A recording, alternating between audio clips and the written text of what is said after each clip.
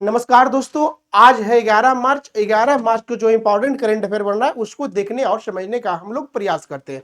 तो जो 11 मार्च का जो इंपॉर्टेंट करंट अफेयर है उसको देखेंगे, प्लस साथ में जो स्टैटिक जीके पढ़ेंगे और उससे संदर्भ जो में इंपॉर्टेंट न्यूज होगा उसको हम लोग समझने और जानने का प्रयास करते हैं। तो चलिए हम लोग देखते हैं। तो देखिए, पहला जो आप लोग का बात मतलब क्वेश्चन जो बन रहा है वो कौन सा बन रहा है? माधव राष्ट्रीय उद्यान के बारे में बन रहा है। किसके बारे में बन रहा है?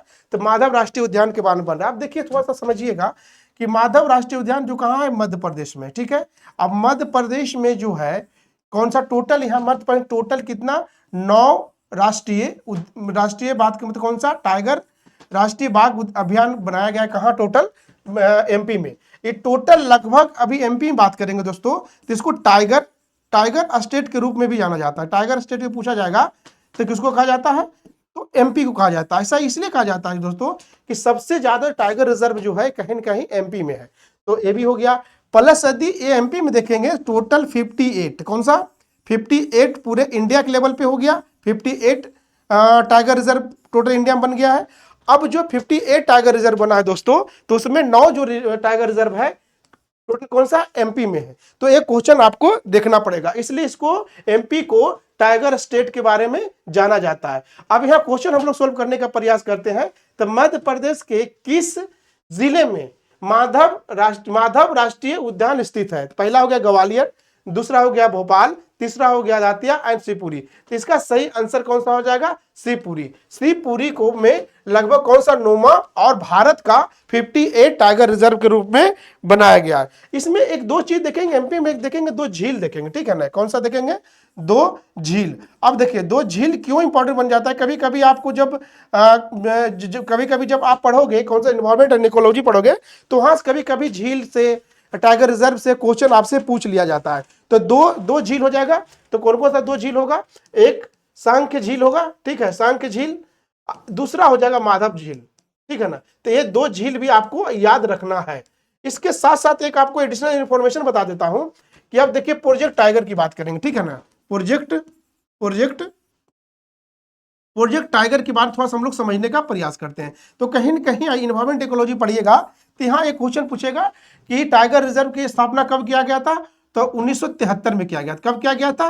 तो 1973 में किया गया था। 1973 एक ऐसा लैंडमार्क डेट होता है दोस्तों जहां टाइगर को क्या कहता है, प्रोटेक्शन के लिए, आगे बढ़ाने के लिए, उसका संरक्षण प्रदान करने के लिए कहीं ना कहीं भारत सरकार द्वारा जो इनलीगल शिकारी कर रहा था, इनलीगल उनको शिकार किया जा रहा, हंटिंग किया जा रहा था, क्योंकि जो इंटरनेशनल मार्केट में टाइगर का कहीं के उसके छाल हो गया, उसके हड्डियां हो गया, विभिन्न प्रकार के मेडिसिन बनता है या एक शौक से लोग पालते थे। तो इनको देखने के लिए भारत सरकार द्वारा, किसके द्वारा? भारत सरकार द्वारा। किसके द्वारा?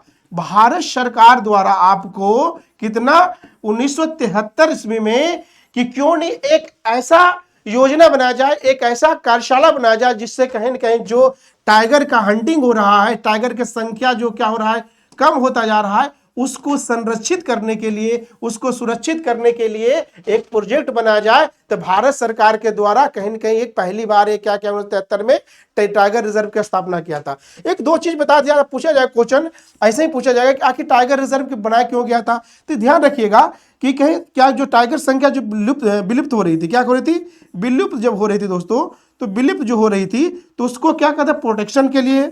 दूसरा क्या हो जाता था, उसको संरक्षण प्रदान करने के लिए। ठीक है ना, संरक्षण प्रदान करने के लिए कि जिस जगह जो टाइगर का संख्या है उसको किस प्रकार से संरक्षण किया जाए, उसको किस प्रकार एक बेटर माहौल दिया जाए ताकि कहीं ना कहीं टाइगरों को सुरक्षा मिले और जो इलीगल माइनिंग हो रहा है उसको बचाया जाए। प्लस एक वेरी इंपॉर्टेंट यहां देख लेगा कि भारत में, कहा भारत में कोई भी स्टेट हो जहां लग रहा है कि टाइगर, जो जहां लग रहा है टाइगर का आगे बढ़ने का या टाइगर जहां बढ़ रहा है, तो उसको कहीं ना कहीं उस एरिया में क्या किया जाए, कहीं ना कहीं टाइगर रिजर्व बनाया जाए। टाइगर रिजर्व क्या किया जाए? बनाया जाए। इसी बात को ध्यान रखते हुए दोस्तों कहा मध्य प्रदेश में जो अभी जो माधव टाइगर रिजर्व को बनाया गया है, क्या वहां नौवां स्थान बनाया गया है। तो चीजों को आप समझ पा रहे हैं। तो जब तक इंटरलिंक करके नहीं पढ़ेंगे, जब तक चीजों को आप एक साथ जोड़ के नहीं पढ़ेंगे, तो कहीं ना कहीं चीजें होगा। करंट अफेयर आपको पीडीएफ तो काम करेगा, बट इस लायक पढ़िए कि ताकि आपका मेंस में समान रूप से उपयोगी हो। जब इंटरव्यू में जाए बैठे, चाहे एमपी का हो, चाहे आप किसी भी स्टेट के पूछ जाए कि जो भी टाइगर रिजर्व बना जाए उसका क्या उद्देश्य है, तीन सब चीजों जब इंटरलिंक करके सब्जेक्ट के पढ़ेंगे तो आपको और मजा होगा। तो चलिए हम लोग नेक्स्ट न्यूज के बारे में देखते हैं। ओके, तो अगला दोस्तों, अगला जो क्वेश्चन है, प्रोजेक्ट HAKK, प्रोजेक्ट क्या है? HAKK किस बैंक के द्वारा शुरुआत किया गया है, ठीक है ना।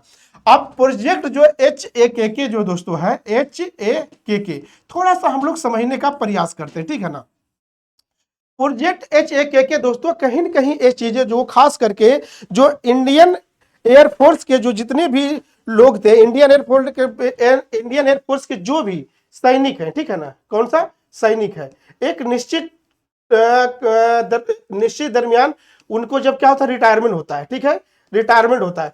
तो रिटायरमेंट होने के पश्चात दोस्तों उनकी जो डेली बैंकिंग सिस्टम पे लाने के लिए, खास करके पेंशन भोगियों के लिए, उनके एक बेटर पेंशन अपनाने के लिए, एक सही तरीके से उनको चीजों को बिना कठिनाई के साथ उनको पेंशन मिल जाए, इन सब चीजों को ध्यान रखने के लिए कौन सा HDFC बैंक द्वारा, कौन सा HDFC बैंक द्वारा एक कहीं न कहीं क्या किया गया था, प्रोजेक्ट HAKK लाया गया था, ताकि जो भी पेंशन भोगी है, कौन सा पेंशन भोगी, ठीक है, पेंशन भोगी है किससे संबंधित, जो इंडियन एयरफोर्स, कौन सा इंडियन एयरफोर्स के जितने भी पेंशन भोगी कर्मचारी हैं, उनको आगे बढ़ाने के लिए, उनको किसी प्रकार की समस्या का समाधान ना करना पड़े, इन सब चीजों को ध्यान रखते हुए भारत सरकार के तहत कहीं न कहीं जो कौन सा HDFC बैंक जो है उसको द्वारा ये पहल किया गया है, ताकि जितने भी संख्या में जो खास करके कर्मचारी हैं उनके परिवारों को क्या किया जाए, उनको परिवारों को एक आवश्यक क्या हो सकता है, सहायता प्रदान किया जा सकता है। सहायता प्रदान किसमें किया जा सकता है, बैंकिंग सेक्टर में, ठीक है ना। तो बैंकिंग सेक्टर में किया जाए, तो इसका सही आंसर हो जाएगा आपका HDFC बैंक, ठीक है ना। तो इसको मैं पढ़ा नहीं था, डायरेक्ट इसको आंसर बना दिया था, चूंकि इंपॉर्टेंट बन रहा था, तो इसको डबल टिक लगा लीजिए, खास करके जब आप बैंकिंग की तैयारी कर रहे हैं या SSC की तैयारी कर रहे हैं, तो क्वेश्चन आपको एग्जामिनेशन में मिलेगा। आगे हम लोग थोड़ा सा न्यूज देखने का प्रयास करते हैं। अब देखिए, बोधिपथ फिल्म महोत्सव, ठीक है ना। अब बोधिपथ फिल्म महोत्सव संगठन किसके द्वारा आयोजित किया गया, यहाँ ऑप्शन है, कौन कौन सा है, अंतरराष्ट्रीय फिल्म महोत्सव, अंतरराष्ट्रीय बौद्ध परिसंघ, दाई लामा फाउंडेशन और भारतीय फिल्म परिषद। अब देखिए बात के मतलब क्वेश्चन जो है कहीं न कहीं अपने आप में एक इंपॉर्टेंट बन जाता है। इंपॉर्टेंट इसलिए बन जाता है दोस्तों कि ये तो क्वेश्चन तो मतलब करंट अफेयर के है ही है, मगर एक कहीं न कहीं जब एक क्वेश्चन आ जाता है तो इसमें एक दाई लामा शब्द आ रहा है, ठीक है ना, दाई लामा शब्द, मगर ये जो आंसर सही गलत है बता दे रहा हूँ आपको, ये मत समझिएगा आंसर सही बता रहा हूँ, बस दाई लामा समझाने के लिए मैं बोला हूँ। एक दाई लामा जो एक ऐसी पर्सनालिटी भारतीय क्या बोलते हैं, बौद्ध के संदर्भ में तो है ही है, प्लस दाई लामा जोड़ लीजिए, बौद्ध कुछ चीजें जोड़ा उसको समझते रहिए, बौद्ध संघ जोड़ लीजिए, अब कुछ चीजों को आप जोड़ लीजिए, इसमें कौन सा, भारत जोड़ लीजिए, भारत प्लस चाइना, चीन, ठीक है। ये इतना चीजों को कहीं न कहीं एक क्वेश्चन को कवर करता है। ये सब चीजें जो कहीं न कहीं आपको एक करंट अफेयर तो है ही है, प्लस साथ साथ में आपको ये फायदा मिलेगा जो चीजें हम पढ़ रहे हैं क्या सही डायरेक्शन में पढ़ रहे हैं कि नहीं पढ़ रहे हैं, क्या चीजें कितना बन पा रहा है कि नहीं बन पा रहा है, ये सब चीजें भी आपको ये सब देखने को मिलेगा। देखिए अब इस क्वेश्चन को हम लोग सोल्व तो करेंगे ही, पहले हम लोग समझने का प्रयास करते हैं दोस्तों कि जो चीजें बन रही है, क्वेश्चन यहाँ जो बन रहा है, इसको थोड़ा सा हम लोग ब्रीफ में जानने का प्रयास करते। देखिए क्वेश्चन तो बना ही लेंगे, मगर देखिए अब यहाँ फिल्म की बात की जा रहा है, तो जब आप IR में पढ़ेंगे ना, track 1 diplomacy, track 2 diplomacy, track 3 diplomacy पढ़ेंगे। डिप्लोमेसी होता है क्या दोस्तों कि कुछ ऐसी चीजें किया जाए, कुछ लोगों के साथ ऐसे कनेक्टिविटी किया जाए जो कहीं न कहीं जो एक देश के लोग दूसरे दोस्त लोग से क्या देश के लोग कनेक्ट करें, चाहे संस्कृति स्तर पे हो, कल्चरली स्तर पे हो, चाहे खेल के स्तर पे हो, इससे कहें दोनों देशों के बीच सौहार्दपूर्ण रवैया बनाने के लिए, मैत्रीपूर्ण संबंध बनाने के लिए, ताकि एक अच्छे तरीके से रिलेशन मेंटेन रहे, वॉट एवर, बट इस मैटर पे हम जाएंगे नहीं। अब जा रहे हैं कि ऐसा क्यों किया गया, तो दाई लामा भारत के लिए बहुत इंपॉर्टेंट बन जाता है, क्यों, खास करके आपका जो आपको तिब्बतियन एरिया के लेकर उनके लिए। तो ये जो बोधि फिल्म महोत्सव मनाया गया था दोस्तों, तो ये मनाया गया किस संस्था द्वारा? तो अंतरराष्ट्रीय बौद्ध परिसंघ संस्था द्वारा मनाया गया था। अब थोड़ा सा हम लोग समझेंगे ब्रीफ में इसको। अब ये संस्था किनका? दाई लामा द्वारा संस्थापित संस्था था, इनको दा लामा द्वारा इनको क्या क्या मतलब पोषित संस्था था, जो कहीं न कहीं बौद्ध को अंतरराष्ट्रीय बात के मतलब मंच पे बताने के लिए। टोटल कितना 10-11 मार्च के बीच से कहीं ना कहीं स्टार्ट हो रहा है। सॉरी, 10-11 मार्च के बीच से कहाँ स्टार्ट हो रहा है? इंडिया फिल्म फेस्टिवल के थ्रू स्टार्ट किया जा रहा है। तो आगे हम लोग क्वेश्चन देखते हैं, ठीक है। तो हाल में ही किस भारतीय नेता को बारबाडोस सर्वोच्च क्या हुआ? राष्ट्रीय पुरस्कार क्या? Honorary order of the freedom of Barbados का से सम्मानित किया गया था। बारबाडोस सम्मानित किसको किया गया था? तो इसमें दिया गया है कौन कौन सा? पीयूष गोयल, अनुराग ठाकुर, या नरेंद्र मोदी, या विदेशी मंत्री जो जयशंकर प्रसाद को। तो इनका आंसर किसका हो जाएगा? माननीय प्रधानमंत्री नरेंद्र मोदी जी को दिया गया था। क्यों दिया गया दोस्तों? थोड़ा समझ ले। क्योंकि कोविड-19 के समय में, कौन सा? कोविड-19 के समय में कहीं न कहीं भारत द्वारा बारबाडोस को कहीं न कहीं एक आर्थिक सहायता के साथ साथ विभिन्न प्रकार के सहायता दिया गया था। इस वजह से कहीं न कहीं इनको भारत के प्रधानमंत्री को इनको ये अवार्ड से सम्मानित किया गया। तो अगला क्वेश्चन देखेंगे कि मत्स्य पालन स्टार्टअप कॉन्क्लेव 2.0 जो कहां आयोजित किया गया, ठीक है ना। अब देखिए मत्स्य पालन जो होता है दोस्तों, एक क्यों बात, मतलब सबसे पहले क्या है ये, इसको थोड़ा 2-3 पॉइंट में हम लोग समझने का प्रयास करेंगे। सबसे पहले एक इनका जो केंद्रीय, इनका जो जिनके अंतर्गत ये मंत्रालय वो कौन है? ते है राजीव रंजन सिंह, ठीक है ना। राजीव रंजन सिंह जी हैं, इनको मंत्री बनाया गया है। ये कहां से आते हैं दोस्तों? तो आते हैं बिहार से, ठीक है, बिहार से आते हैं, ठीक है, बिहार से आते हैं। ये सांसद हैं, ठीक है। उसके बाद इनको जो खास करके जो बनाया गया है, तो ये इनके साथ पशुपालन भी देखते हैं, पशुपालन विभाग को भी देखते हैं, ठीक है। अब देखिए ये जो मत्स्य पालन और स्टार्टअप है, इसमें क्या किया गया? जो एक मॉडर्न टेक्नोलॉजी को क्या किया गया है? एक मॉडर्न टेक्नोलॉजी को किस तरह से अपनाया जाए, ताकि आने वाले समय में जो खास करके मछली पालन करने वाले लोग हैं, या समुद्र के स्तर पे, तालाब के स्तर पे, उनको जीवन में किस तरह से एक बेटर गुणवत्ता प्रदान किया जाए, एक अच्छी सुविधा प्रदान किया जाए, उसके संदर्भ में एक बात किया जा रहा था, समझे। ताकि कहीं न कहीं जो मॉडर्न एग्रीकल्चर कृषि हो, उसके तहत बात का मतलब एक बेहतर तरीके से क्या किया जाए? एक नवाचार किया जाए। नवाचार एक मतलब एक ऐसा इनोवेशन किया जाए जो खास करके जो मत्स्य पालन हो रहा है उसमें एक बेहतर तरीके से नई दिशा में दशा को मिले। उसके साथ साथ जो इसका विभाग का जो अध्यक्ष थे, इनको कौन? राजीव रंजन सिंह। एक इनका जो विभाग अध्यक्ष जो थे राजीव रंजन सिंह द्वारा, एक इनका कहा? ये हैदराबाद के तेलंगाना में, हैदराबाद के तेलंगाना में इनका बैठक क्या किया गया? आयोजन किया गया, ठीक है। तो इसका सही आंसर कौन सा हो जाएगा? तो इसका सही आंसर हो जाएगा आपका हैदराबाद के तेलंगाना में कहीं न कहीं एक एनक्लेव स्थापित किया गया था, ताकि जो खास के मत्स्य के क्षेत्र में जो भी वैसे हैं जो इनके जीवन में दिक्कत चल रही है, एक नई टेक्नोलॉजी लाया जाए, नवाचार लाया जाए, इन सब चीजों को बढ़ावा देने के लिए माननीय केंद्रीय मंत्री राजीव रंजन सिंह द्वारा भारत सरकार द्वारा एक नई तरीके से आयोजन किया था कि पूरे भारत में इन सब चीजों के एक अच्छी तरह से आगे बढ़ा जा सके, ठीक है। उसके बाद जो अगला हम लोग प्रश्न देखने का प्रयास करेंगे, अब क्या कि भारत के फाइनल किस टीम को हराकर 6ठी एशियाई महिला कबड्डी टीम चैंपियन बनी। अब दो यहाँ न्यूज था हो जाता है दोस्तों, एक तो हम लोग चैंपियन ट्रॉफी भी बात करते, भारत जीता जो दुबई में हुआ था, आगे क्वेश्चन देखेंगे। इसके साथ महिला टीम के लिए तो कहाँ हुआ था? ईरान में, बांग्लादेश में, और नेपाल में था, थाईलैंड में। सब क्वेश्चन का आंसर बताइए कौन सा होगा, तो इसका आंसर बताइए आप। तो देखिए ये महिला कबड्डी कहाँ हुआ था? ईरान में हुआ था। बस इसका जो महिला कबड्डी का जो कप्तान है, उनका कप्तान का नाम बस याद रखिएगा, ज्यादा इंपॉर्टेंट है नहीं है। कप्तान का नाम है सोनाली, ठीक है ना, सोनाली, जो कि थोड़ा सा याद रखिएगा। कप्तान का नाम है एक सोनाली जी नाम है इनका, तो इनको थोड़ा सा आप लोग नाम याद रखने का प्रारंभ है। सोनाली शिव गरे, ठीक है ना, तो इनका नाम याद रखिएगा। आगे बढ़िए।